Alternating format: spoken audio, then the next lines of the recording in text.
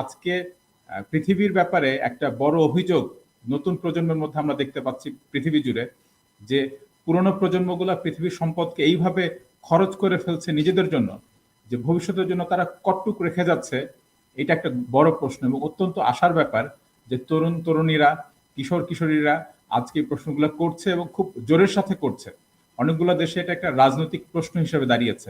আপনারা দেখেছেন যে এবারের জার্মানির নির্বাচনে অন্যতম একটা গুরুত্বপূর্ণ প্রশ্ন ছিল, তরুণরা দলে দলে ভোট দিয়েছেন এই প্রশ্নে, যে পুরনো রাজনীতিবিদরা, পুরনো জনগোষ্ঠী, তারা নিজেদের প্রয়োজনে গোটা জার্মানির, ইউরোপের এবং পৃথিবীর সম্পদ তারা খরচ করে ফেলছেন।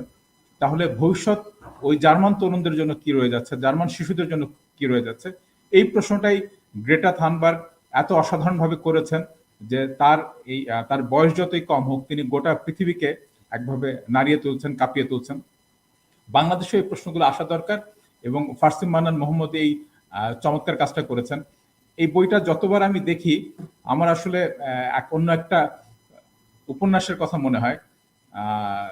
আইজাক আসিমভের একটা উপন্যাস ফাউন্ডেশন অন আর্থ, ওই পর্বের ওই ধারাবাহিকতা সম্ভবত তৃতীয় উপন্যাস ছিল সেটা। ওই উপন্যাসে ভবিষ্যতের একটা গ্যালাকটিক এম্পায়ার, যে পৃথিবী থেকে ছেড়ে বহু দূরে অন্য মহাবিশ্বে অন্য একটা জায়গাতে একটা সভ্যতা গড়ে তুলেছে, সে একটা অস্তিত্বের সংকটে পড়েছে এবং অস্তিত্বের সংকটে পড়ার পরে সেখানে একজন গ্যালাকটিক প্রফেট আছেন। তো সেই গ্যালাকটিক প্রফেট ভবিষ্যৎবাণী করেছিলেন যে এইরকম একটা সংকটে তোমরা যদি পড়ো তাহলে পৃথিবীকে খুঁজে বের করবে। পৃথিবীকে খুঁজে বের করতে ওই বইটার নায়ক ট্রেভার চ্যাপেল, সে একটা স্পেসশিপ নিয়ে, একটা মহাকাশযান নিয়ে পৃথিবীকে খুঁজতে বের হয় এবং নানান ধরনের সভ্যতা সে মুখোমুখি হয়। আসিমভ আসলে পৃথিবীতে যতগুলো সমাজ ব্যবস্থা আছে সেগুলোর সাথে একের পর এক আমাদের পরিচয় করে দিয়েছেন ওই উপন্যাসটাতে, যে কোনোটাতে হয়তো অনেক বেশি ব্যক্তি সর্বস্ব মানুষ, কোনোটাতে হয়তো ক্ষুদ্র সংকীর্ণ গোষ্ঠ স্বার্থ ভিত্তিক মানুষ, কোনোটাতে প্রাণ প্রকৃতি একাকার হয়ে আছে এরকম মানুষ। এবং এটার মধ্যে দিয়ে ওই ট্রেভার চ্যাপেলের মাধ্যমে আসলে পাঠকের মধ্যে এক একটা চিন্তার উদয় হতে থাকে, নানান রকম দ্বন্দ্বের উদয় হয়।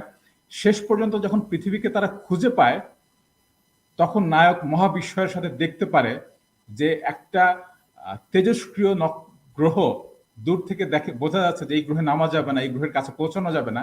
একদিন এই গ্রহ থেকে মানুষ পালিয়েছিল প্রাণ ভয়ে, কারণ এই গ্রহটাকে তারা বসবাসের অনুপযোগী করে ফেলেছে।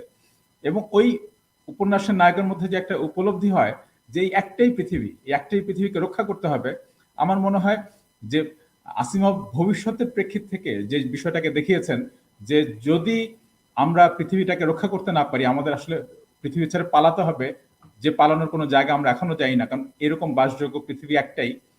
ফারসিম বর্তমানের প্রেক্ষিত থেকে বর্তমানের ছেলে মেয়েদের জন্য এই বইটা লিখেছেন, যেখানে ওই একই রকম একটা উপলব্ধি যে এই বসুন্ধরার কোনো বিকল্প নেই এবং এখানেই আমাদের থাকতে হবে। ফলে এইটাকে রক্ষা করার উপযুক্ত একটা সামাজিক অর্থনৈতিক জীবন ব্যবস্থা আমাদের গড়ে তুলতে হবে। সেই সত্যতাটা ছেলে মেয়েদের সামনে হাজির হয় এই বইটা পাঠ করলে। এই বইটা প্রকাশ করার পেছনে আসলে আমার প্রণোদনা এইটাই ছিল। আর প্রকৃতি পরিচয় ইউপিএল এর সাথে একসাথে অনেকগুলো বই প্রকাশ করছে। আমরা আশা করি যে ইউপিএল এর সাথে ভবিষ্যতে আমরা আরো কিছু বই প্রকাশ করব। তো সংক্ষেপে বইটা সম্পর্কে আমার প্রাথমিক মূল্যায়ন এটুকুই। ধন্যবাদ।